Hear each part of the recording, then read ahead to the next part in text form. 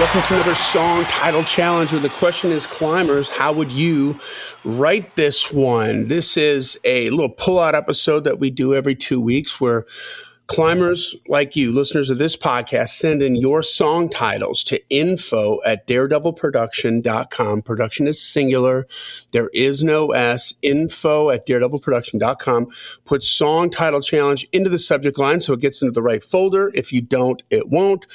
And then I spring these titles live to Brent on the podcast, and we spend the first 15 minutes really doing sometimes what happens in a live professional writing session, but what really should happen before you get into the room. Mm-hmm. I think Brent would say that. Yep. And this is a fun, creative exercise where instead of going right to the lyrics, we just start thinking, hey, man, let's cook up 5 or 6 different approaches, psychological approaches or thematic approaches to writing this title. What are some different ways we could write it before we just start kicking off on the lyrics, and then you become married to the lyrics, and then you think there's no other way to write it. But right. You just could have done it a little bit better on. And this is an exercise that we recommend to everybody because it'll bring back like dead song titles from your hook book that are years old that you haven't looked at in forever, for sure, and invigorate new life into them because now you're going to approach them a little bit differently. And this is the recipe to go from a good song to a great song. And that's the difference, right? Anything you want to add to that, buddy? Heck yeah. I mean, I have a song that's on hold right now for a Southern Gospel group that they're talking about, first single and bringing in some other guest artists on right now. That is an old title from my old hook book that, I went years back to get it and finally was able to figure out kind of what to turn it into. And hey, hopefully, within the next couple months, we'll have a song on the radio with it. So go back. There might be gold in them Thar hills. Don't forget about it. That's right. And make sure you do this prep work before you go in as a writer to earlier writes in your journey, let's say, mm-hmm. because you want to blow people away when you come out, I get this idea and I thought we could go with this angle. Oh, that's awesome. Yeah, let's go. And then everybody gets fired up and now you're just going to write better songs, right? That's right. All right. So this is, by the way, it's again, fun, creative exercise. It's not a co-write in any way. So you send in your titles, use all of what we say, use none of what we say. It's entirely up to you. The only thing we request is you just invite us to the number one party, right? Yes, sir. Are you ready? Never, but let's do it. All right. So this is from Doug Folkens. Doug. Hey, Doug. He says he's written with you before. Yeah. Also says he connected with Lindsay Kirkendall. Started working with her cool. After he heard her on our show, which is kind of cool. Mm-hmm. And the title is Every Damn Day. Every damn day. All right. Every damn day. Now, right off the bat, I thought, I don't know if that's going to work for country. But then you know what? I remember Damn Right. Yeah. Or Hell Right. Or Hell Right. That's what it was. Yeah. Hell Right. The Blake Shelton. Oh, I guess it wasn't Damn. Yeah. Oops. You were hella wrong on that one, Johnny. But we still love you. Right. Yeah. No, but I think you can get away with that word in country song titles. I mean, there's going to be some limits on it for sure.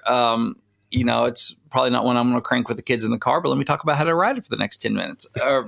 So, thanks, Doug. My hot take on this is that mm-hmm. There's a million ways to go with this. Oh, it's so wide open. Yeah. So I don't feel like it's like some titles we get, and I feel like it's very specific. Mm-hmm. It's going to be very difficult to make this do something other than what it obviously is. But right.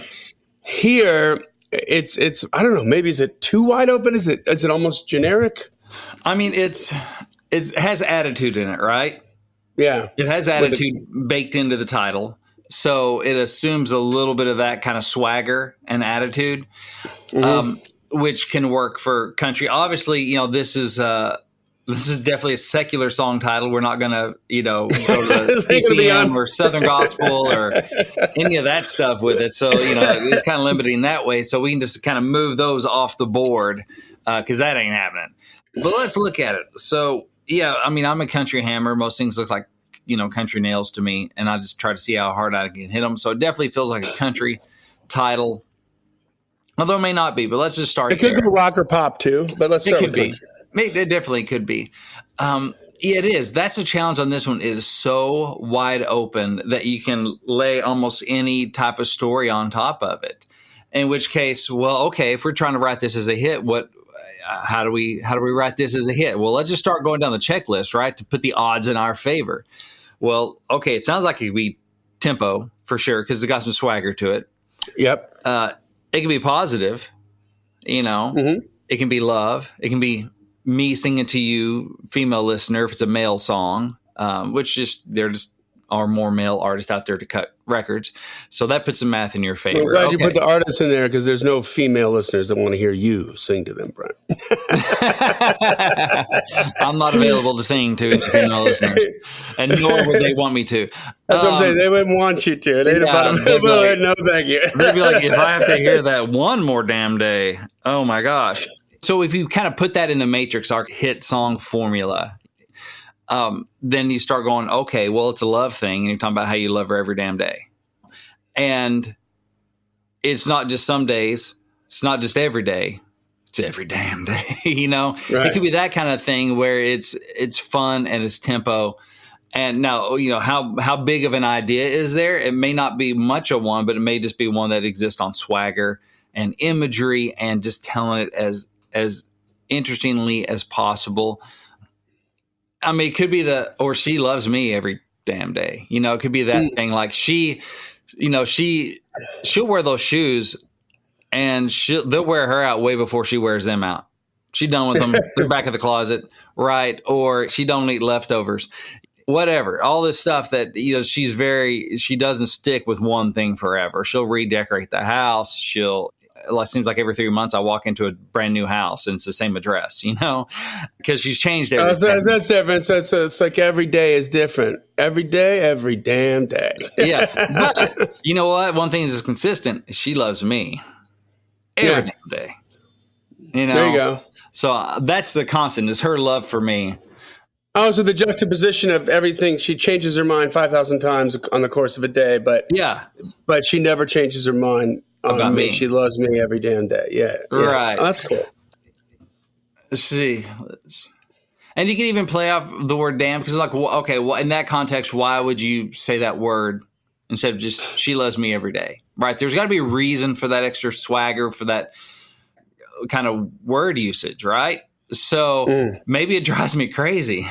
She's changing something every damn day, but she loves me, or it's like she changes every damn thing every other day, but she loves me every damn day, or something like that. Like, that's good. That's good. No, that's good because you start the lyrics off with it almost sounds like a complaint. Almost, yeah. You know what I mean? Like it's a frustration, but you know what? She also loves me every damn day. So it's worth the juice is worth the squeeze kind of a thing. It all comes out in the wash. If it's like a bookend title, every damn day she's changing something. I got to hang a different picture, take one down, patch a hole in a wall, put a new one in, all this stuff. Yeah.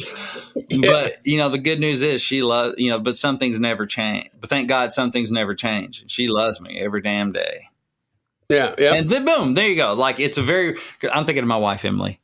So, because she's one of those like leftovers, they don't last very long with her. She's like, nope, I've had that twice now, way done with it. Shoes, different shoes and stuff. And she's not like a shoe-aholic or anything. She's not like breaking the bank on it, but she just, cycles through stuff. We're always rearranging the house because she has an eye for that design. That's part of her artistic expression into the world is rearranging stuff. Our dinner table's been like 3 different rooms. I feel like in our house. Your chops on crap you got to move on a Saturday and when I'm you like, expect all right, here we go. I came back from Africa. So I came back from Africa and she'd like renovated our bathroom. Oh, wow. I was like, whoa, there's a bathroom. That's a different sink. And that's wallpaper. Okay. Different tile on the floor. I was gone for 2 weeks. She's laying tile? Well, it's like that stick down fake tile kind of thing. Linoleum kind of tile kind of thing. So already she has a skill set better than she enlisted Dad to help her on some of the sink and some of that stuff. But I think she and her business partner did the tiling. But anyway, so so that's Emily, right? So I can relate to this. But thankfully, she loves me every day. Even though it kind of wears me out. Like, we got to change that again. It's fine. I haven't even noticed it in like the past year. How can you be sick of it? I forgot totally we had that rug there. We have a rug there? Do we have to change it? Okay. So I think it's probably something like a lot of dudes can probably relate to. So it's a complaint, but it's, our house looks great. She does a great job on a good budget, on a little budget to make her house look great. So it's really not a complaint, but it is kind of one of those like, oh man, I want to kind of sit around for a minute. But here we go. Let's hang this up. Let's move this over here. So that could be a thing where it's, kind of real, but it's just a different way of going. But thank goodness, she loves me every day. Now you don't want to do the second verse that way, because then if it's more just like wallpaper and sconces or whatever, who cares about that for a second verse? But it can be a good lead in to like her personality, how she's always changing things, her hair, blah, blah, blah. I love my hair. I hate my hair. I love my hair. I hate my hair. Gonna cut it. No, if you cut your hair, you're gonna hate yourself for cutting it. You know that, right? This happens every time. No, every damn day. Well, guess what? Now you hate it. So, I just want you to testify into my iPhone that you're gonna love your hair after it's cut, and then I just want to show this to you when you're done. But no, you don't, because you don't want to be right on that, because that is not for you to be right on. You just have to be like, oh, honey, I'm so sorry. Of course you should cut your hair. I'm so sorry you hate it. I've legit told her, it's like, okay, after you cut your hair and you hate it, I want you to speak into my iPhone that you hate this haircut. So that way a year from now, after you're grown out and you're sick of it and you want that haircut, I'm going to play this back for you. But I love you either way. But I'm just looking out for you. So, but she doesn't want to hear that crap. I mean, she knows. She's like, I'm sick of it though. So anyway, I'm thinking about the restaurant game. Well, are we going to go out tonight? Yeah, let's go out to eat. What do you want to eat? I don't care. You tell me what you want to eat. Okay, let's go to this restaurant. No, I don't want to do that. Okay, how about this restaurant? No, I don't want to go there. Well, where do you want to go? Oh, I don't care. Wherever you want to go. Right. Not true. Right. Every damn day we can't decide on a restaurant. Right. Or we could, every damn day we could save. We could have a couple extra cocktails at the bar if we got there sooner, because we just went right to where you want to go. Because I'm really totally happy with all of your choices. I don't really care. Right. But you want to make me feel like it's my decision, which means we have to do this dance to get to your decision. Right. Oh, the dance. Right. So I think the second verse is definitely more relationship oriented. The first one's just like her and, not as much having to do with him, but maybe he's having to hang wallpaper, he's having to hang pictures or whatever, move stuff around. So he's kind of in there. But next verse, she makes me laugh every damn day. She makes me even if it's, I don't know if it's all that positive. You still ultimately want to be a positive vibe, but maybe it's those things in that relationship, kind of like the restaurant thing, that like she's always changing her mind on different stuff, but it has to do with, we can't pick a restaurant we're going to go to more than 2 days out, because sure enough, by the time it's actually time to go, she's going to have to change her mind and not want that Italian place anymore. She's going to want to go to the Chinese place or whatever. Yeah. There's no point in making reservations, because by the time the night gets there, she's going to want to go somewhere else, because that's not going to be what she's feeling in the moment. You might think I'm not a planner, but I actually know exactly what's going on. So, it could be that kind of stuff, which is pretty particular, but I'm not the only one. But if it's those kind of things where like it is how it affects our relationship, and the push and the pull and the tug and this girl that's mercurial, she's always changing. You can't really pin her down, but the one thing that is constant, thank God, is that she loves me every day. And I love her too. Okay. So and that can be like a bridge kind of thing of just flipping it and just making it clear, and I love her too, right? Just to make sure that that's said clearly. The bridge would be a good place to flip it kind of another way. You could do like a country boy work ethic kind of thing with it. Mm-hmm. Like every damn day we get up at 4:30 in the morning, milk the cows, and we got this and this and this and this going on, and kind of like what am I thinking about the Jason Aldean song with is there something broke around here? We fix it. Was it Dirt Road Anthem? Yeah, Dirt Road Anthem. Yeah, something along that line where it's just like this moral of the South, like moral fabric, kind of blue collar. This is what we do. We do it every damn. Yeah, and that could be kind of a cool thing too. Like we're talking about every damn day. There's a good old boy getting up on his tractor before the sun comes up, or we got the crack of dawn, and every damn day there's a guy hitting it hard. Overnight trucker, blah blah blah. The kinds of blue collar kind of thing every damn day. Yeah. Oh! I thought of a way. And then you still got to swing it to the love thing, like in a chorus, because that's the coin of the realm, right? What's your thought? Well, I'm just thinking like a way to incorporate "damn," like if you told like a little story about something that's every day he does boom boom boom boom boom, damn, and then and that's like the comment, and every day she's like boom boom boom boom boom. Damn, and all of a sudden, then every damn day, like, you can tie it in like that. That could be a little tongue in cheek. That could work. And what if, and this is flipping to more of a negative, but I thought of it, so we'll just throw it out there. But what, different use of the word dam, like the dam on a river, right? And what if I build my wall kind of thing? I dam back the tears, dam up the tears, all that kind of the feelings, all that stuff, because now that she's gone, but it seems like the dam breaks every damn day.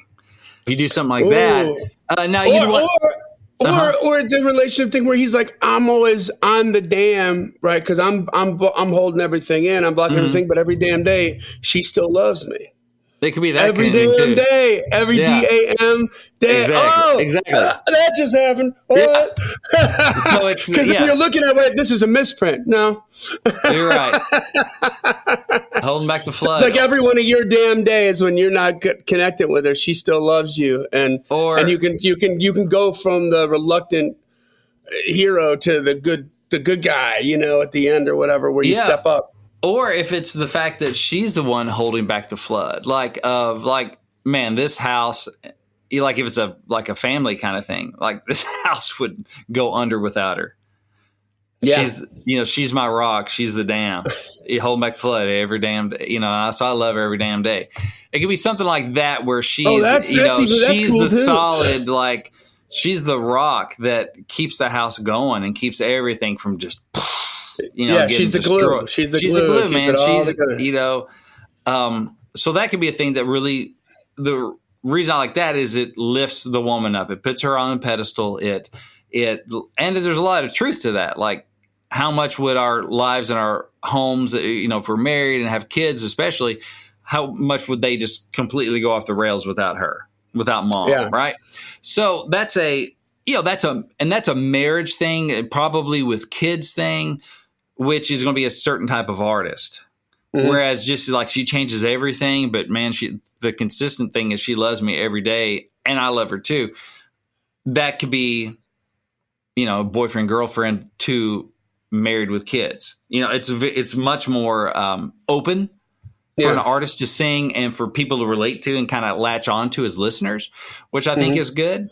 The negative thing about, the dam breaks through, the flood breaks through every damn day is definitely more of a negative thing. And so it's not as hit suspicious unless you just do it really, really cool. It could. But I mean, if it's that you're talking about holding in the feelings. Oh, you're talking about the negative aspect. But the one where she's holding in her feelings or he's holding in his feelings, but she's always reaching through. You know what I mean? Like that, you can spin that to be a good thing. I think, and he learns to be a better man or whatever. Mm-hmm. Yeah, if it's like, I'm not the kind that normally says how he feels kind of thing in a positive way. Like I don't usually say, I'm not great at saying I love you. Blah, blah, blah. I kind of dam the stuff up, but she gets through every damn day or something. I actually like damn with a D-A-M. Right. Like, I just think that's way cooler than damn the cuss word. You know what I mean? Yeah, it's just interesting if you can do it in a way that's not, that's not quite you use, you can use, maybe use both of them.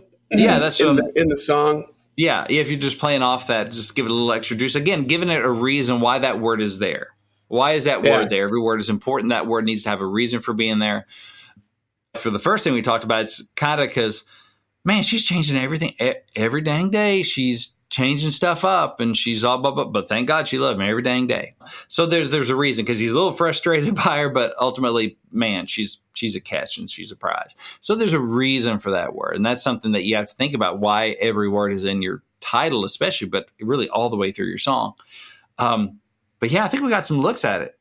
Yeah, I think we did too. I think the breakthrough there on every damn day. Yeah. With the DAM is cool, man. I like I would want to listen to that now. Oh, the first thing is this a misprint? Yeah. Oh, it's probably not. Now Right. I want to. You might be winning before you're spinning with that spelling. You right? could be, and that's also the danger, is just that it's such an audio format that most people won't see the title as they're hearing it. So you just have to make sure that it's super clear what you're doing, that people get it. That it's not, they don't need the visual cue to cue them in. You just have to write it where it's audio only is going to get the point across, even if they never see the title, that it works without that. So it's a little riskier. It can be super cool, but you know, it's a little more dangerous waters that you're stepping on stones over. So, but Doug, man, thanks for sending that in. Yeah. And, okay. So I know Doug knows because he's written with you before, but if somebody wants to do this with you privately, how can they do that? We do private song title challenges. So if you have some ideas that you want to run past me, but you don't want it on the podcast for everybody else, that's cool. We also do Q&A. We do private coaching, coach writing. You can get all the details. You can see my calendar, and you can book a session at songwritingpro.com/coaching. That's songwritingpro.com/coaching. And my goal is to help you, just to answer your questions and help you write your best songs yet. There you go. All right, guys. So that brings us to the end of another song title challenge. Once again, send your titles, as many as you want, into info@daredevilproduction.com. Put song title challenge in the subject line so it gets into the right folder, and we'll read it on the air. We've had some songs that were written. We've had some songs that were demos that were cut from this little exercise that are like that we've done like on like multiples. So this is a cool thing, and this people get results from this. So do this 15 minutes a day, and everything's just going to escalate, right? That's right. All right, guys. This podcast exists because we want you to win. So keep on climbing, and we'll see you at the top.